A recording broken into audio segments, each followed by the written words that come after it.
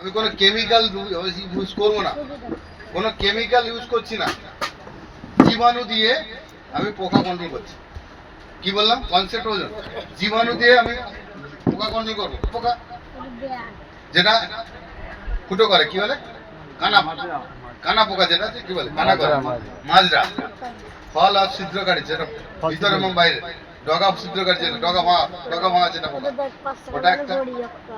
সাদা মাছি লাগে দুটো, সবুজ শ্যামা পোকা, টিয়া পোকা, মানে টিয়া পোকা বলা লাগে, থ্রিপস লাগে, মাইটস লাগে। এই টাইপের যে মারাত্মক পোকাগুলোকে একটাই ওষুধ নাম দেওয়া হয়েছে রেড টাইগার। রেড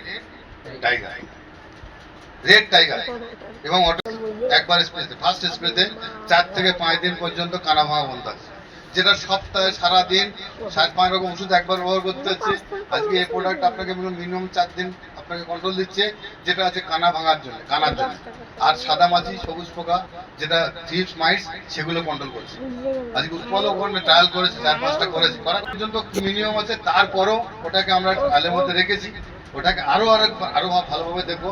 আরো দুটো টেকনিক্যাল করা আছে, যে টেকনিক্যাল করবো না, ওই টেকনিক্যালের যে জীবাণু আছে সেই জীবাণুগুলোকে তার মধ্যে, তো তাতে আমাদের এই পরিমাণ রেজাল্ট আসছে, যেটা জীবাণু দিয়ে আমি অটোমেটিক্যালি পোকাকে কন্ট্রোল করবো।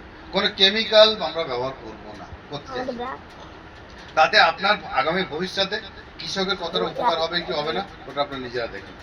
এ লেভেলের গঠনমূলক চিন্তা ভাবনা করে কোম্পানি এগোচ্ছে, আপনারা আমাকে সাপোর্ট করছেন। এই সাপোর্টের, এই যে হাতে হাত মিলিয়ে এগিয়ে চলছেন, এই হাতের হাত বন্ধনটা আরো সুদৃঢ় হোক, সুন্দর।